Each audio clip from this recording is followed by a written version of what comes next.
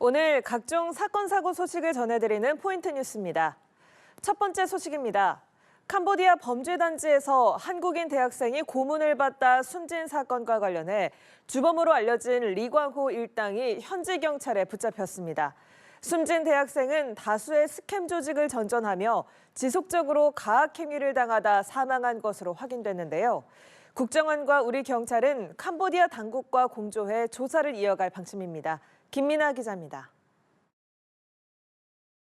한국인 대학생 고문 살해 사건의 주범 중국 국적 리광호가 현지 경찰에 붙잡혔습니다.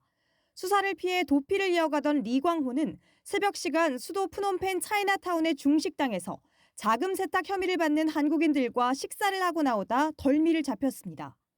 앞서 지난 7월 17일 박람회에 다녀오겠다며 캄보디아로 향한 대학생 박 씨는 한 달도 안 돼 보코산 일대 차량 안에서 숨진 채 발견됐습니다.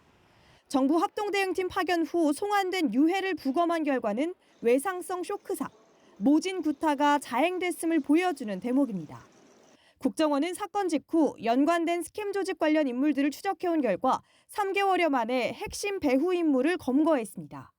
리 씨는 지난해 1월 한국으로 마약 4kg을 들여오다 적발돼 한국에서 체포영장 발부와 인터폴 적색 수배가 내려졌습니다. 최근에는 한국인 등을 상대로 스캠 범죄를 자행한 혐의도 받습니다.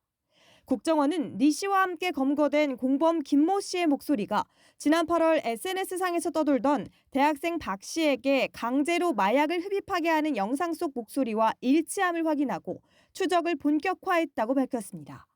숨진 대학생 박모군은 캄보디아에 입국한 후 리광호 등 다수의 스캠 조직에 팔려다니며 지속적으로 폭행, 마약 강제 흡입 등의 가학행위에 시달리다 사망했다는 게 국정원의 설명입니다.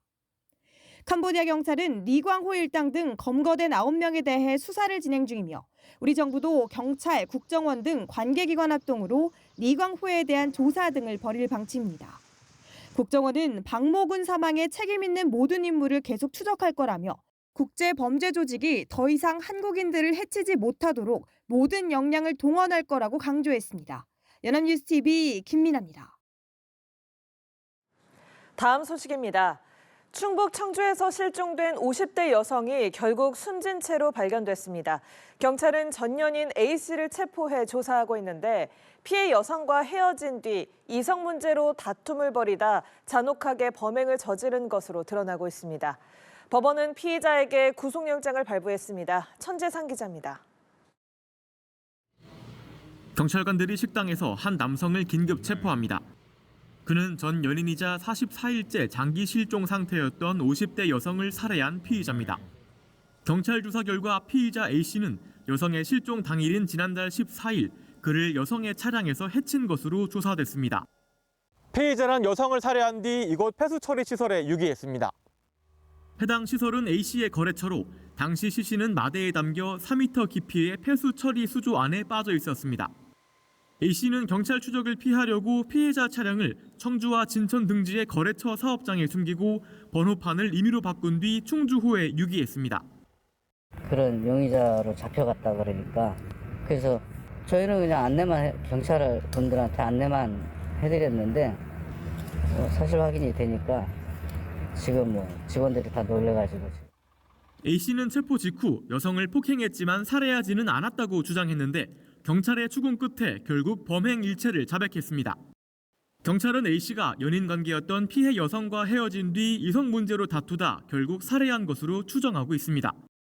그는 범행 후 이틀 만에 만난 피해자 가족에게 여성의 행방을 모른다고 잡아떼거나 피해자 휴대전화로 타인에게 문자를 보내는 등 죄책감을 느끼지 않는 모습을 보였습니다. 경찰은 이 같은 점을 들어 A씨가 사이코패스일 가능성이 있다고 보고 진단검사를 실시하기로 했습니다. 앞서 A씨는 구속 전 법원에 출석해 소명할 기회를 포기했으며 청주지방법원은 28일 A씨에 대한 구속영장을 발부했습니다. 경찰은 피해자 시신에서 흉기에 찔린 흔적 등을 확인하고 정확한 사망 원인을 밝히기 위해 약동물 검사 등 정밀 검사를 진행할 예정입니다. 연합뉴스TV 천재상입니다. 마지막 소식입니다. 강원도 양양군에서 발생한 이른바 계엄령 놀이 관련 수사에 속도가 붙고 있습니다.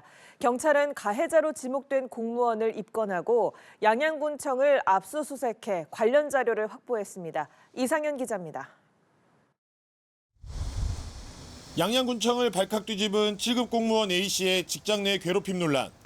A씨는 이른바 계엄령 놀이를 하며 환경미화원들을 폭행하거나 이들을 청소차에 태우지 않아 강제로 뛰게 한 것으로 알려졌습니다. 특정 색상의 속옷을 입게 하거나 자신이 투자한 주식 매입을 강요한 것으로도 전해졌습니다. 논란이 확산하자 대통령실은 엄정 조치를 지시했고 행정안전부와 고용노동부가 조사에 착수했습니다. 강원 속초경찰서는 지난 23일 A씨를 강요 등의 혐의로 불구속 입건했습니다. 이틀 뒤 환경미화원들의 고소장이 접수되면서 수사가 본격화됐습니다. 경찰은 언론에 알려진 것 외에도 A씨의 직장 내 괴롭힘 행위에 대한 고소인 측의 진술을 추가로 확보했습니다.